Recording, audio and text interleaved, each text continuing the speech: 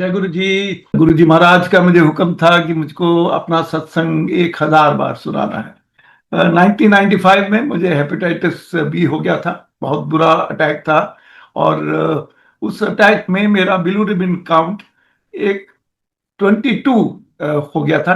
आर&आर hospital ने मुझे DI list पे डाल दिया था। डीआई लिस्ट का मतलब है डेंजरसली इल, यानी कि किसी दिन मैं जा सकता हूं। और मुझे डॉक्टरों ने कहा था कि हमारे पास कोई इलाज नहीं है, उसका इलाज आज भी नहीं है। उन्होंने कहा था जो भी ऑल्टरनेट थेरेपीज आप करना चाहें तो करिए, मगर टोटल रेस्ट आपको करना है। तो मैं फुल रेस्ट कर रहा था। और उसके बाद मैंने सब तरह की ऑल्टरनेट थेरेपी शुरू कर दी। Ayurveda, homeopathy, colour therapy, magnet therapy, water therapy और तरह तरह के मैंने थेरेपीज की। मगर मेरा जो बिलिरुबिन काउंट था वो 22 के ऊपर ही रहा और बिल्कुल नीचे नहीं उतर रहा था। उन दिनों 1995 समर्स के दिन में गुरुजी पहली बार दिल्ली आके उन्होंने अपना आश्रम बनाया था, ग्रेटर कैलाश S458 GK1 में। एक हमारी एयर मार्शल थे, उनकी जो वाइफ थी वो एक डॉक्टर थी, मगर गुरुजी के साथ जुड़ी हुई थी जलंधर से। मॉडल टाउन जलंधर में वो रहती थी। और आप सब जानते हैं कि वो वहीं पे गुरुजी का मंदिर है, जो जलंधर में गुरुजी ने सबसे पहले सेटअप किया था। तो उन्होंने आके मुझे कहा कि एक गुरुजी हैं, वो पहली बार दिल्ली आए हैं, अगर आप ठीक समझो तो मैं उनके पास ले जाती हूँ और वो हील कर देते हैं, उनके पास हीलिंग पावर्स। मैंने इंस्टेंटली कहा मैं चलूंगा। और वो शाम को आई एक स्टाफ कार में। वो उन्होंने मुझे बिठाया और हम दोनों जने गुरुजी के यहाँ मंदिर ग्रेटर कैलाश पहुंचे। डॉक्टर ने मुझे कहा था कि मैं को बेड नहीं छोड़ना है, मतलब मैक्सिमम जा सकता हूं तो बाथरूम जा सकता हूं, वो भी अपने बेडरूम में, दूसरे रूम तक भी नहीं जाना था। मगर ये तकरीबन 15 किलोमीटर की ड्राइव मैंने की उनके साथ। और जब मैं वहां पहुंचा S458 में, तो नीचे 4-5 सीढ़ियां थी, बेसमेंट में गुरुजी का आश्रम बनाया गया था। और गुरुजी सामने बैठे थे, लाल कारपेट था, तकरीबन 50 लोग की संगत थी। और मैं सीधा चल के गुरुजी के पास पहुंचा और मैंने गुरुजी के पांव छू दिए। गुरुजी ने इमीडिएटली अपना हाथ उठाया, मेरे शोल्डर पे रखा और फिर मेरे सिर पे रखा और कहा, चोपड़ा तेरा कल्याण हो गया, तेनू मैं ठीक करता हूं, हूं ठीक हो गया। I was very very happy, impressed but confused, unsure कि गुरुजी ने इतनी तेजी से कैसे मुझको ठीक कर दिया। गुरुजी ने कहा इत्थे बह जाओ जाके। सो सिंस डॉक्टर ने कहा था कि मेरे को अपना ज्यादा एक्सर्ट नहीं करना, तो मैं एक दीवार के साथ बैक लगा के बैठ गया। उसके बाद पानी प्रसाद वगैरह दिया गया हमें। और 5 मिनट के बाद गुरुजी ने अमृत बनाना शुरू किया। अमृत कैसे बनाते थे? एक सेवादार एक स्टील की ट्रे के अंदर स्टील के टम्बलर्स लेके, पानी के भरे हुए लेके आया। गुरुजी ने एक टम्बलर को उठाया, उसके उनके पास एक चंदन और रुद्राक्ष की माला थी। उन्होंने उस माला को पानी के अंदर घुमाया और कुछ मंत्र बोला। उसके बाद ये पानी अमृत बन गया। उन्होंने सबसे पहला ग्लास वो अमृत का मुझे दिया, मैंने वो ग्लास पिया। वो अमृत बनाते गए और संगत को अमृत के ग्लास देते गए। तो जो मेरा ग्लास खत्म होता था वो मुझको एक और ग्लास अमृत का दे देते। ऐसे कर करके उन्होंने 8 ग्लास अमृत के मुझे पिला दिए। ये 8 ग्लास पानी पीना 250 ml के टम्बलर्स में आसान नहीं है, मगर जो गुरु जी की पावर्स हैं, जो वो अमृत था, और मैं पीता गया और मुझको किसी तरह की भी अनकंफर्टेबल फीलिंग नहीं हुई। उसके बाद भजन चलते गए। थोड़ी देर बाद अराउंड 9:30 लंगर शुरू हुआ। तो जो डॉक्टर मेरे साथ बैठी थी, जो मुझे लेके गई थी, उन्होंने बोला कि ये जो खाना है वो आपकी डिजीज के लिए अप्रोप्रिएट नहीं है, मगर आपको डिसाइड करना है कि आपको खाना है कि नहीं खाना। मैंने कहा मैं खाऊंगा। मैंने खाना शुरू किया। 2 रोटियां थी, इंडिविजुअल प्लेट थाली मिली हुई थी सबको। और जब मेरी दूसरी रोटी आधे रास्ते में पहुंची तो गुरुजी मेरे पास आके खड़े हो गए, उनके हाथ में खूब सारी रोटियां पड़ी। यूं मेरी दूसरी रोटी खत्म हुई तो गुरुजी ने अपने हाथ से एक मुझे रोटी और दे दी। मैंने ले ली, वो भी खा ली। उसके बाद गुरुजी ने कहा, चलो हुण तुसी उठो चोपड़ा, हुण तुसी जाओ, पढ़िया लिखिया फाइटर पायलट मिलिट्री का अफसर, तसल्ली करो, पहला जाके टेस्ट कराओ, जे ਤੁਹਾਡਾ ਬਿਲੀਰੂबिन काउंट थल्ले आ गया तो ਤੁਹਾਡਾ कल्याण हो गया। गुरुजी ने कहा परसों आई, उस रिजल्ट लेके आई। वो रिजल्ट आया और मेरा बिलीरुबिन काउंट बहुत स्टीपली डाउन आ चुका। आई नाउ न्यू कि हम किसी महापुरुष के पास के साथ जुड़ गए हैं। और शाम को मैं और मेरी वाइफ गए फिर मंदिर में। यूं हम वो सीढ़ियां उतरे तो गुरुजी अपनी सिंहासन से, सीट से उठ के हमारी तरफ चल पड़े। उन्होंने कहा, सुमन आंटी आ गई हैं, उस दिन नहीं आई सी। Before she could say anything he said कि मैनू सब पता है, दसने की लोड़ नहीं है, चलो आओ तेरी फाइल खोल देना है। 10-12 चीजें गुरुजी ने बताई उनके बारे में, सारी की सारी करेक्ट थी। और ये भी हमें एक चमत्कार लगा, मगर हमें समझ आ गया कि एक महापुरुष हैं जो हमारे बारे में पूरा जानते हैं, हमें सी थ्रू कर सकते हैं। मैं उसके बाद आने वाले समय में बहुत तेजी से मेरा बिलिरुबिन काउंट नीचे आ गया। विद इन अ मंथ में बिल्कुल नॉर्मल हो गया। गुरुजी के साथ हमेशा के लिए जुड़ गए बहुत लोग, और हमारे दोस्त रिश्तेदार भी जुड़ गए गुरुजी के साथ। मैं जो भी आपको सुनाऊंगा आज, वो ऐसे सत्संग हो गए जो मैंने या मेरे साथ हुए या मैंने आंखों देखा किसी सत्संग को होते हुए मेरे सामने गुरुजी के यहाँ, ना कि कोई हेयर से या किसी किताब से या किसी और की कहानी सुनी हुई से। तो जब मेरे साथ ये ऐसे हो रहा था, मेरा सत्संग चल रहा था, तो एक पैरेलली एक मेजर जनरल थे आर्मी, वो अपना एनुअल मेडिकल के लिए RNR हॉस्पिटल, जो उस जमाने में बेस हॉस्पिटल जहां आज है दिल्ली कैंट में, वहां होता था। तो उन्होंने कहा कि टेस्ट में निकला कि उनका हार्ट में ब्लॉकेज है, 100% ब्लॉकेज है, यानी कि उनकी जो तीनों आर्टरीज हैं मोर देन 50% ब्लॉक्ड है। तो जनरल साहब घबरा गए, नेचुरली यानी बड़ी घबरा जाता है। उस जमाने में नई नई ओपन हार्ट सर्जरी हुई थी, आजकल तो स्टेंट वगैरह लगा देते हैं, कंपैरेटिवली प्रोसीजर सिंपल हो गए हैं। तो उन्होंने उनको बोला गया कि आप जाइए और ये अपना टेस्ट वगैरह कराइए और जो भी कार्रवाई करनी है आप कराइए। तो वो एस्कॉर्ट्स नया नया खुला था। डॉक्टर त्रेहन विदेश से बहुत एक्सपीरियंस के साथ आए थे, उन्होंने एस्कॉर्ट्स में हार्ट सेंटर खोला था। और वहां पे जनरल साहब गए। आर्मी सर्विंग लोगों के लिए कुछ पैसा देती थी। ऐसा ऑपरेशन जो आउटसाइड RNR होता है वो उन्होंने ड्रॉ किया, अपॉइंटमेंट ली। एक हफ्ते के बाद में उनका सर्जरी की अपॉइंटमेंट मिली। उसके पहले एस्कॉर्ट्स ने चेक किया, उन्होंने भी कंफर्म किया वही रिजल्ट जो RNR हॉस्पिटल ने कहा था। अब एक हफ्ते की अपॉइंटमेंट थी। फैमिली में सब लोग इकट्ठा होने शुरू हुए, बच्चे जो दूसरे शहरों में रहते थे वो आ गए, और भी रिश्तेदार घर पे आके, क्योंकि एक सीरियस इशू थी, एक बड़ा ऑपरेशन होने वाला था। किसी ने दूसरे दिन उनको बोला कि एक गुरुजी आए, गुरुजी ग्रेटर कैलाश में हैं और सुना है कि वो हील कर देते हैं, तो क्यों ना, अपने पास समय है, 6 दिन अभी और बाकी बचे हैं, तो वहां गुरुजी के यहाँ चलते हैं। तो जनरल साहब, जैसे गुरुजी कहते थे पढ़े लिखे लोग, उन्होंने हंस के बोला, तुम लोग क्या पागल हो गए?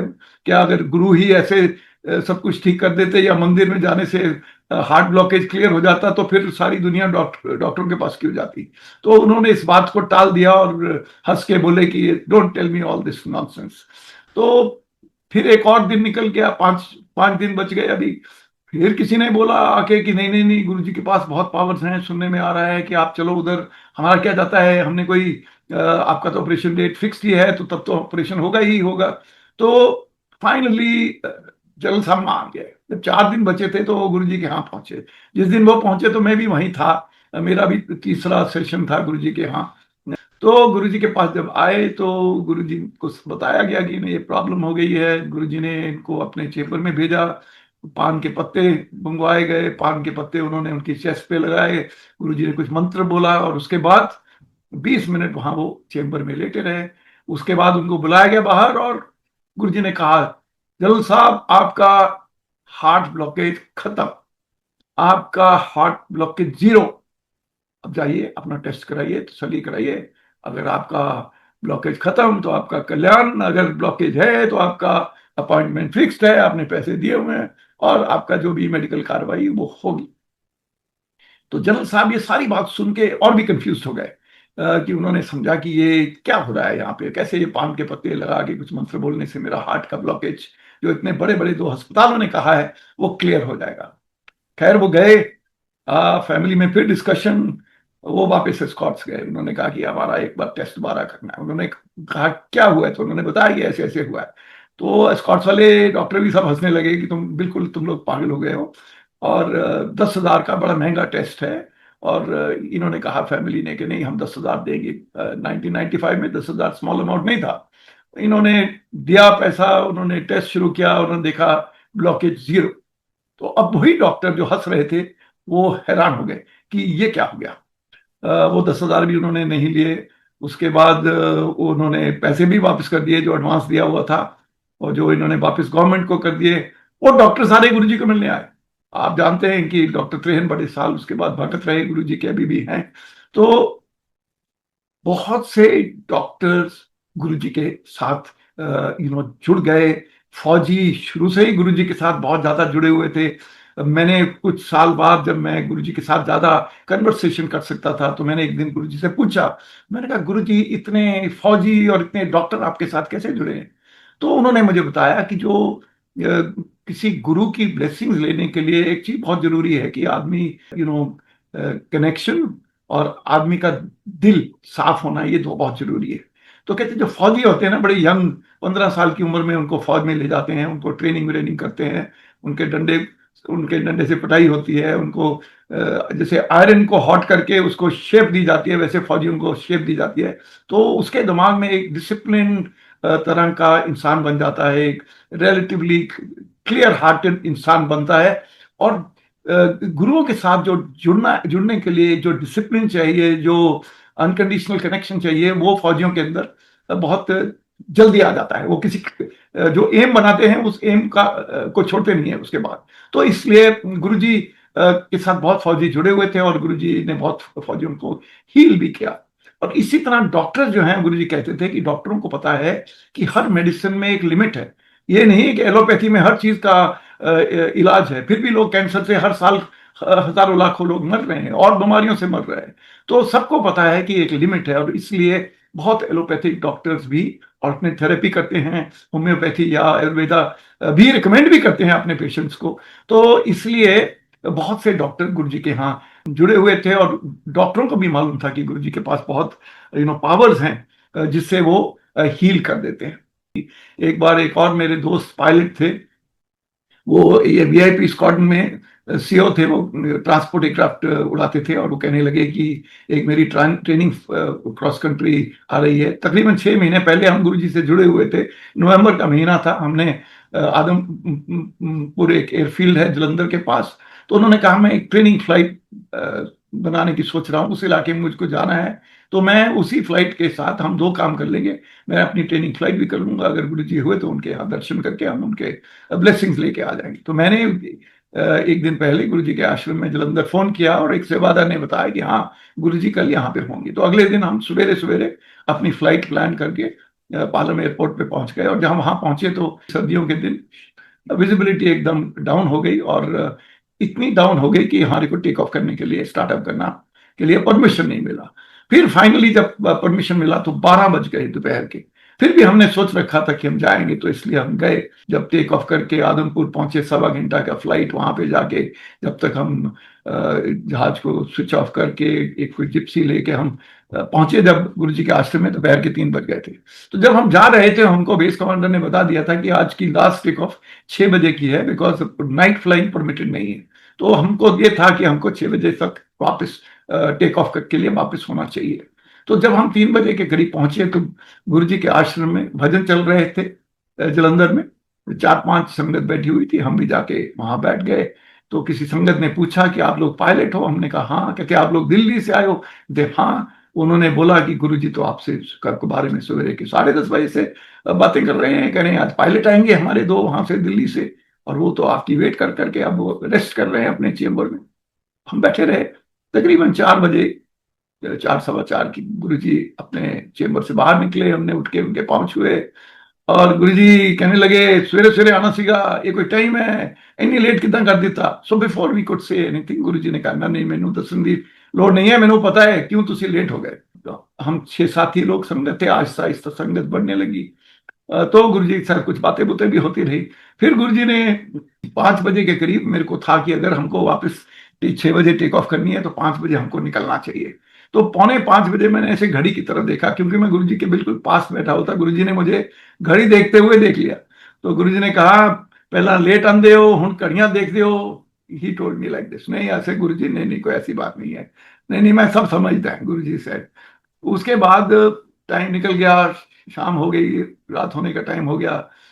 8 बजे गुरुजी ने किसी अपने सेवादार को इशारा किया, वो 2 साड़ियां और 4 डब्बे लवली के लड्डू के लेके आ गया। गुरुजी ने कहा चलो चोपड़ा तुसी उठो हुन दोनों। ते उन्होंने वो 2 2 डब्बे और एक एक साड़ी में उसको और मेरे को, ग्रुप कैप्टन जो दूसरे थे, हमको दोनों को उन्होंने दे दी। क्या हूं तुसी जाओ। ਅਸੀਂ ਕਿਹਾ ਗੁਰੂ ਜੀ ਹੁਣ ਤਾਂ ਅਸੀਂ ਕੱਲ ਹੀ ਜਾ ਸਕਦੇ ਹਾਂ, ਸਾਡੀ ਟੇਕ ਆਫ ਤਾਂ ਹੁਣ ਹੋ ਨਹੀਂ ਸਕਦੀ, ਤੇ ਅਸੀਂ ਤਾਂ ਹੁਣ ਲੰਗਰ ਖਾ ਕੇ ਜਾਵਾਂਗੇ। नहीं नहीं नहीं नहीं नहीं ਤੁਸੀਂ जाओ।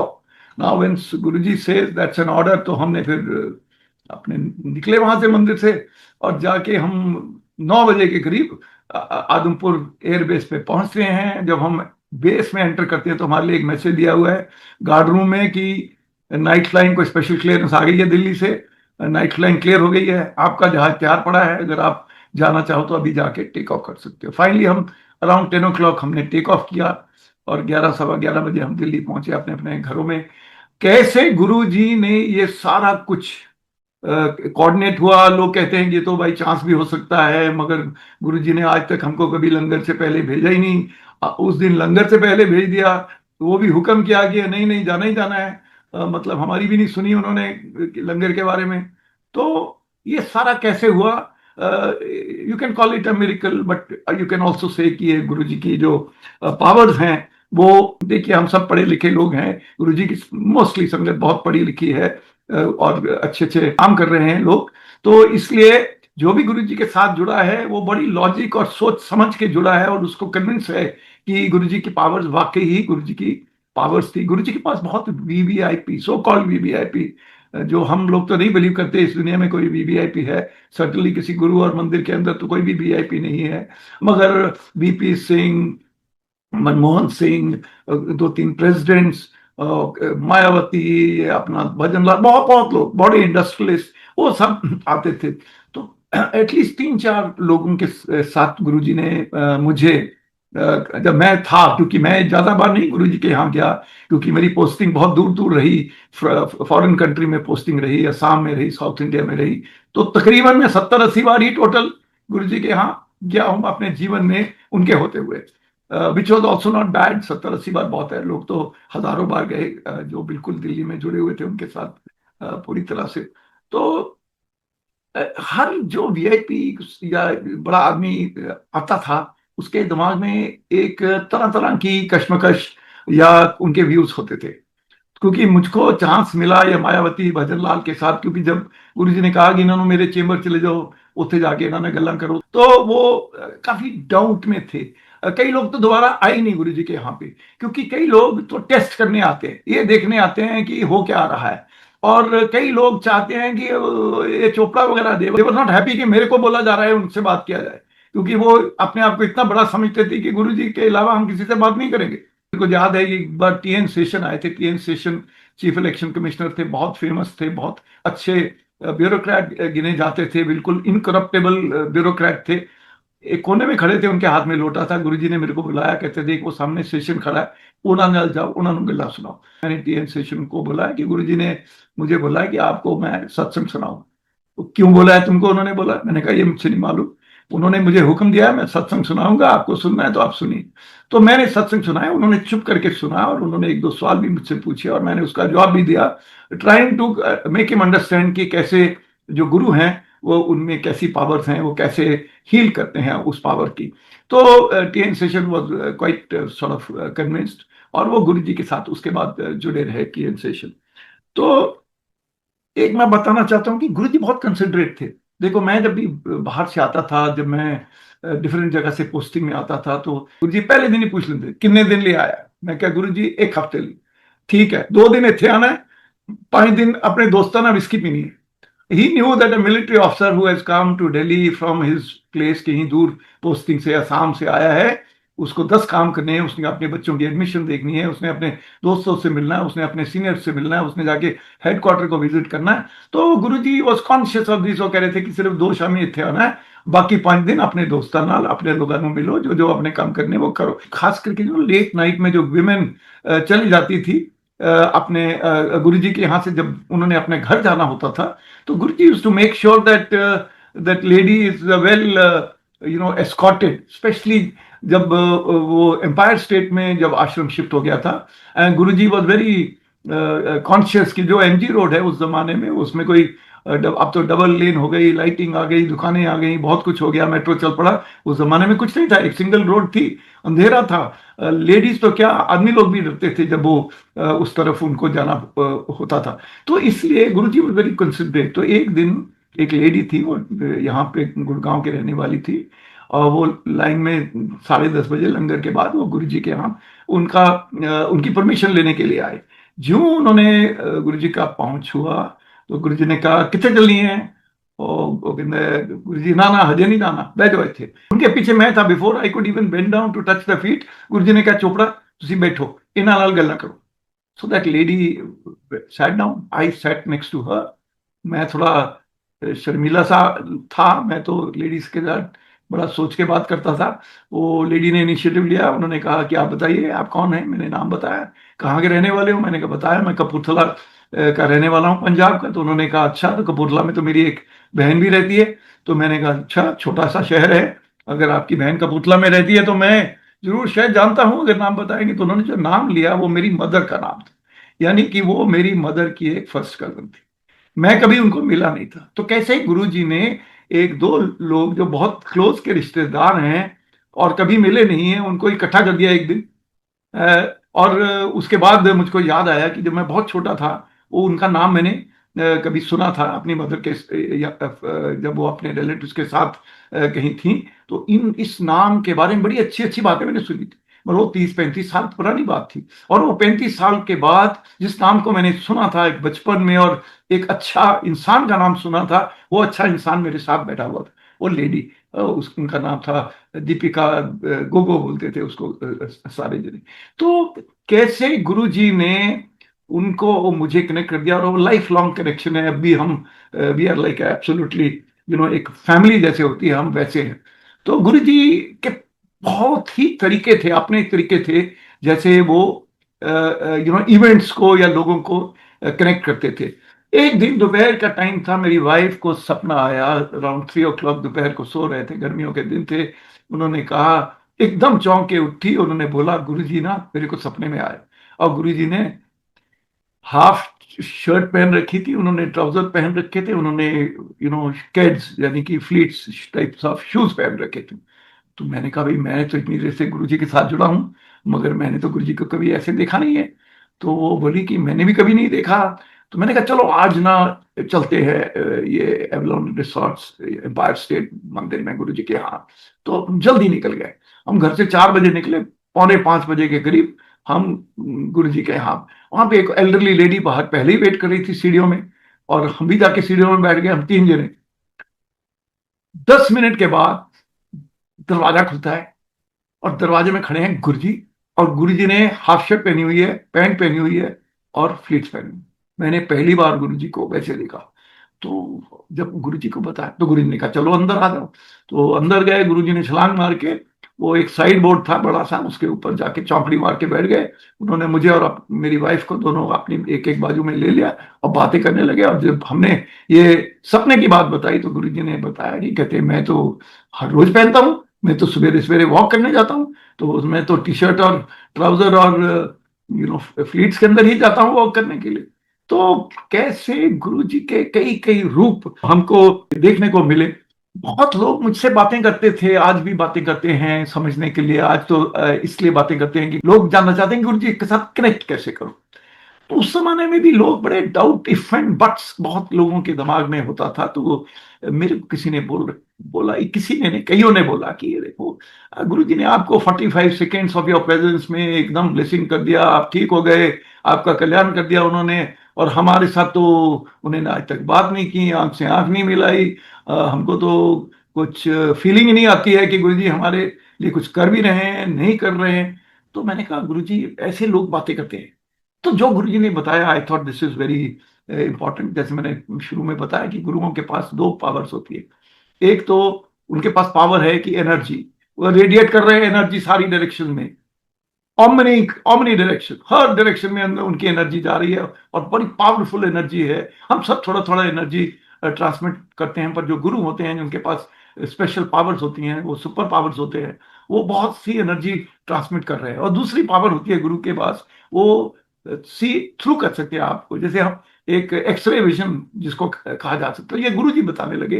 ये देखो, जो गुरु है ना, वो अपनी एनर्जी सारे डायरेक्शन में अपनी ब्लेसिंग्स दे रहा है, और गुरु के अंदर पावर है कि सी थ्रू कर ले। कहते जिस दिन तुम अंदर एंटर किए, आप सीढ़ियों से उतर रहे थे, मैंने आपको देखा, मुझे लगा कि ये बंदा फुल्ली अलाइंड है। कहते आपकी एयरफोर्स की लैंग्वेज में बताता हूं कि आपका जो रेडार है वो फुल्ली मेरी तरफ पॉइंट कर रहा था, और मैंने को रियलाइज किया कि आप फुल्ली इमीडिएटली पहले से ही कनेक्टेड हो मेरे साथ, और मैंने एक आपको बर्स्ट ऑफ एनर्जी दी जो आपने फुल्ली कंज्यूम कर ली, और आप बिल्कुल इंस्टेंटली ठीक हो गए। तो ये जो बात जो गुरुजी ने मुझे समझाई, और मैं तो उस दिन से लेके आज तक ये दुनिया को सबको बताता हूं, और इसी गुरुजी की बात से ये वर्ड ब्लेसिंग्स रेडी निकला, कि यानी कि गुरुजी ने कहा कि मैं तो सबको ब्लेस करने की कोशिश कर रहा हूं, मगर क्या वो ब्लेसिंग लेने वाला तैयार है कि नहीं है, वो ब्लेसिंग रेडी है कि नहीं है,